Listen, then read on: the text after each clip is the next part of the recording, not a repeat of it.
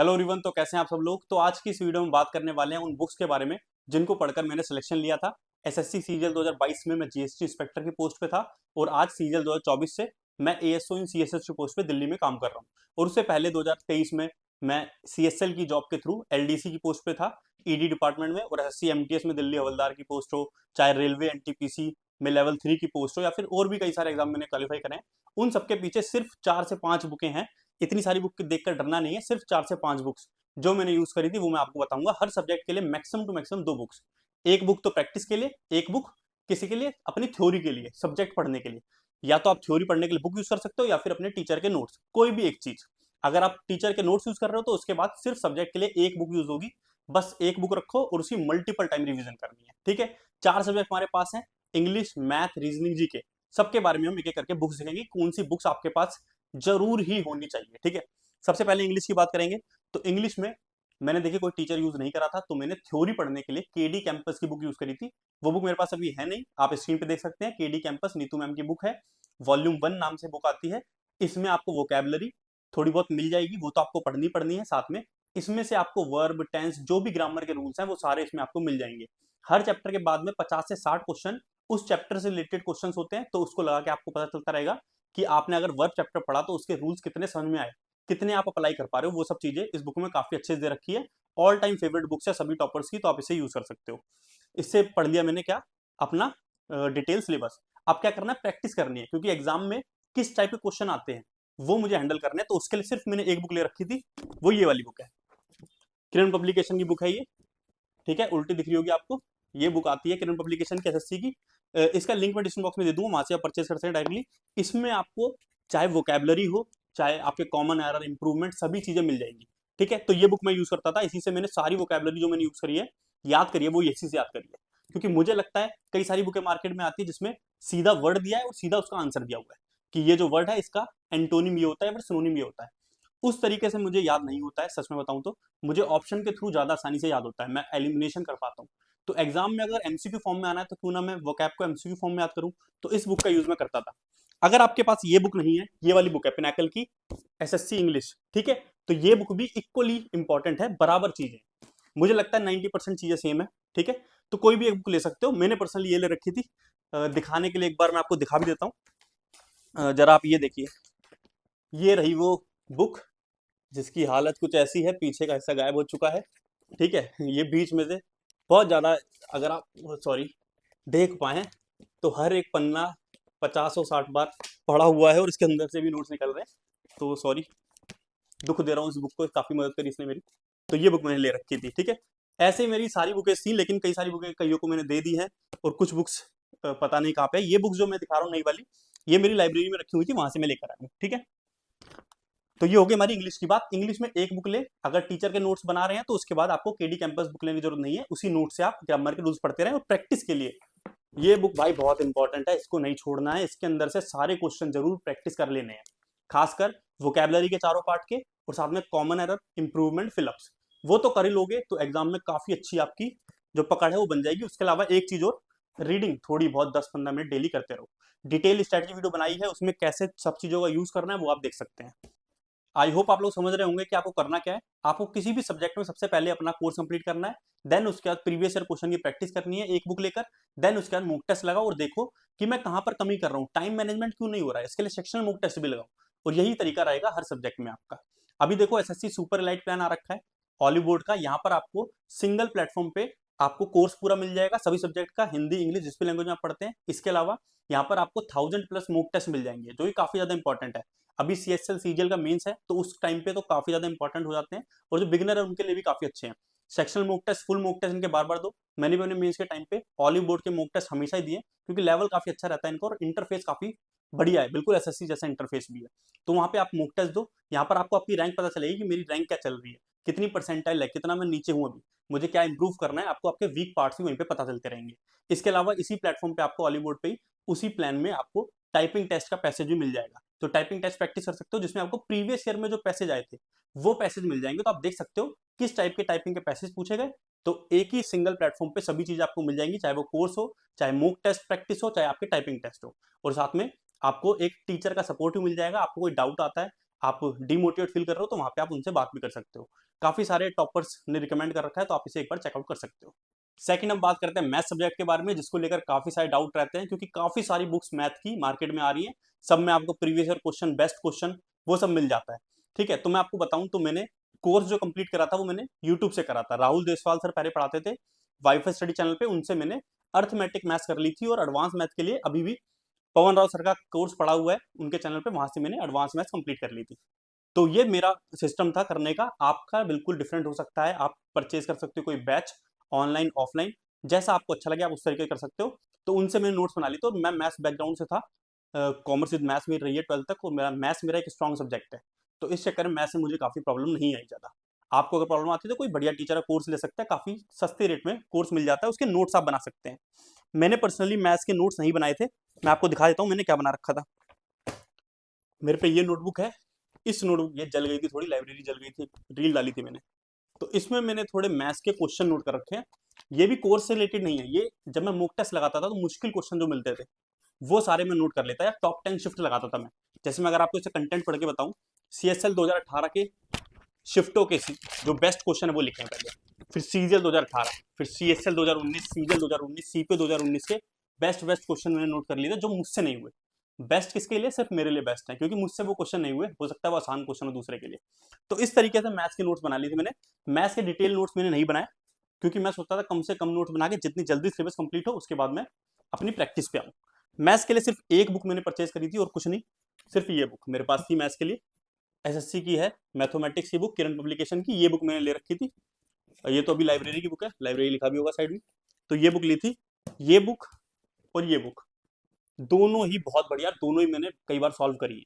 ठीक है, जब मेरा CGL 2022 हो गया तो उसके बाद मैंने ये बुक लगानी स्टार्ट कर दी, क्योंकि यही बुक मेरे दोस्तों के पास थी वहाँ पे चेन्नई में, तो मैं इस बुक से प्रैक्टिस स्टार्ट कर दी। यही बुक काफ़ी अच्छी है। तो अगर मैं बताऊं, अगर आप बेसिक से स्टार्ट कर रहे हो अभी, तो आप ये बुक प्रेफर करो। ठीक है, इसमें टाइप वाइज क्वेश्चन मिल जाएंगे।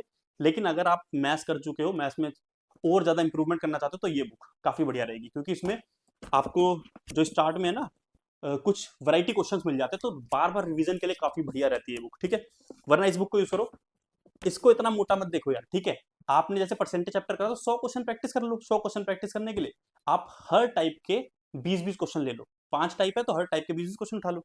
तो इस तरीके से करो, थोड़ी स्मार्ट अप्रोच लगानी पड़ेगी आपको।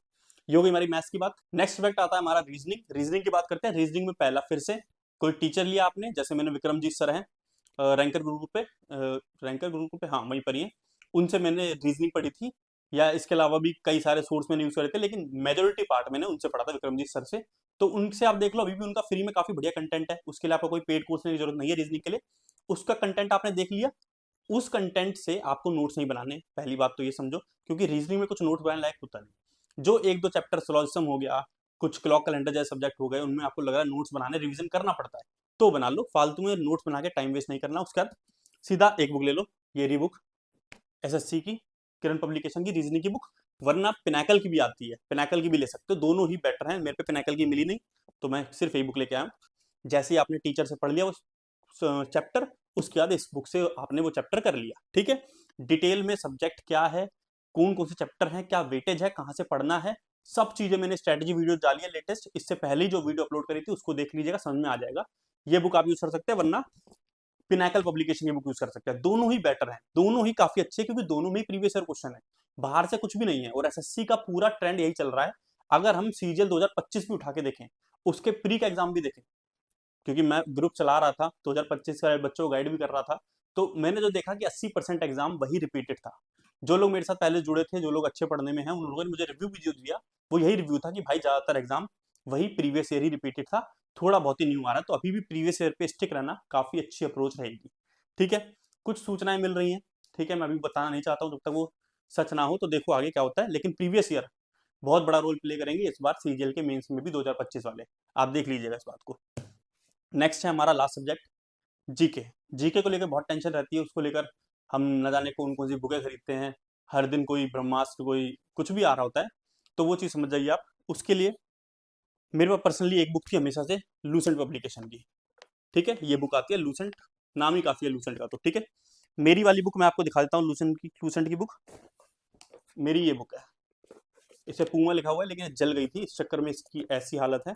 मैं अगर आपको खोल के दिखा दूं कहीं से भी खोल लो इसको, कुछ गिर रहा है, ये पीछे खोल लिया, ठीक है, फट रखी है थोड़ी, क्योंकि भाई यूज होगा तो फटेगा। इसमें से मैं बता दूं आपको, इसमें से मैंने सारे सब्जेक्ट पढ़े हैं एक्सेप्ट साइंस। साइंस क्योंकि मैं इंग्लिश मीडियम से पढ़ा हूं, तो मुझे साइंस इंग्लिश में ही पढ़नी पसंद है। बाकी हिस्ट्री, पॉलिटी, ज्योग्राफी वगैरह मैं अभी भी हिंदी में ही पढ़ता हूँ, मुझे हिंदी में ही वो ज़्यादा अच्छा लगता है पढ़ना। ठीक है, तो ये सब चीज़ें इससे पढ़ी थी, ये लूसेंट की बुक है। ठीक है, इसको यूज कर सकते हो अगर आपको बुक से पढ़ना पसंद है तो, वरना आजकल काफी अच्छे टीचर्स हैं मार्केट में, उनसे भी आप पढ़ सकते हो। ठीक है, बट मैंने पर्सनली जो फील करा है कि लूसेंट से क्वेश्चन आते हैं और आज भी आते हैं। ठीक है, आज भी आप जाओगे लूसेंट पढ़ के, लूसेंट की मल्टीपल रीडिंग्स करी हैं, और एग्जाम से जब भी लौट के आओ तब देखना जो क्वेश्चन आपको नहीं बनाता वो आप इसमें आके ढूंढ लोगे, इसमें वो लाइन जरूर मिलेगी। तो लूसेंट काफी अच्छी बुक है, मुझे पर्सनली बहुत पसंद है। मैंने कम से कम, ज्यादा नहीं बोलूँ तो 25-30 बार तो पूरी पढ़ी होगी। 25-30 बार ये बहुत मिनिमम है, क्योंकि मुझे मालूम है हर एग्जाम से पहले मैं एक बार पूरी रीडिंग कर लेता था इसकी। मैं टाइम बनाता था, 2 दिन में पूरी हिस्ट्री पढ़ूंगा, 1 दिन में पूरी पॉलिटी, 3 दिन में ज्योग्राफी पूरी पढ़ लूंगा, 1 दिन में ऐसे पीछे का मिसलेनियस पार्ट पढ़ लूंगा, ऐसा करता था मैं। ठीक है, ये हो गई जीके का थ्योरी पार्ट। ये डायरी बना रखी थी मैंने अपनी, किसके लिए, साइंस के लिए, क्योंकि साइंस में इंग्लिश में पढ़ता था। ठीक है, उसके लिए मैंने बना रखा। तो इसी में पीछे जो मैंने बता रहा हूँ कि सिलोजिज्म जो चैप्टर है, कुछ चैप्टर जो लगते हैं अपने उसके रीजनिंग के, उसको भी नोट्स इसमें बना रखे थे। इसकी हालत थोड़ी खराब है। तो ये हो गया जीके का अपना थ्योरी पार्ट। अब जीके की प्रैक्टिस बहुत इंपॉर्टेंट है, क्योंकि क्वेश्चन किस टाइप के आ रहे हैं। लूसेंट आपने पढ़ा, मान लो लूसेंट में से आज बुद्ध धर्म या जैन धर्म पढ़ा, अब आपको कैसे पता चलेगा कि बुद्ध धर्म जैन धर्म में इंपॉर्टेंट क्या है, क्योंकि आप तो बिगिनर हो। तो आपको उठानी है प्रीवियस ईयर की बुक, जिसमें फिर से किरण, पिनाकल दोनों ही बेस्ट हैं। ये बुक बोलूंगा ज्यादा बेटर है, लगी मुझे बेटर, तो इस बुक को यूज करते हैं। कम क्वेश्चन है थोड़े, तो ज्यादा बार रिवीजन ही बहुत बड़ी चीज है, ज्यादा रिवीजन। और मैं बोलूँ अगर आप सब चैप्टर नहीं पढ़ पाते हो जीके में प्रीवियस ईयर के, तो कम से कम हिस्ट्री, पॉलिटी, ज्योग्राफी के प्रीवियस ईयर क्वेश्चन करके जाओ, वहां से आपको काफी फायदा मिलेगा। और साथ में जो मिसलेनियस पार्ट होता है, जैसे स्टैटिक जीके जिसे कहते हैं, फेस्टिवल, डांसर्स, म्यूजिक इंस्ट्रूमेंट्स, वो प्रीवियस ईयर से डायरेक्टली रिपीट होते हैं, तो उसके तो प्रीवियस ईयर करो, ये 4 चीजों के प्रीवियस ईयर करोगे तो काफी फायदा मिलेगा। ठीक है, तो ये हो गया हमारा जीके का। इन दोनों में से कोई भी बुक ले लो, किरण पब्लिकेशन है, पिनाकल पब्लिकेशन, दोनों ही इक्वली बेटर हैं। ठीक है, मैं आपको जो भी अदर वीडियोस बनाता हूँ उनमें भी या तो पिनाकल बता रहा होता हूँ या फिर किरण पब्लिकेशन बता रहा होता हूँ, क्योंकि दोनों ही मैंने पढ़ के देखी है, दोनों ही सॉल्व करके देखी है। दोनों में लगभग कंटेंट तो सेम ही है यार, प्रीवियस ईयर क्वेश्चन डाल रखे हैं दोनों ने।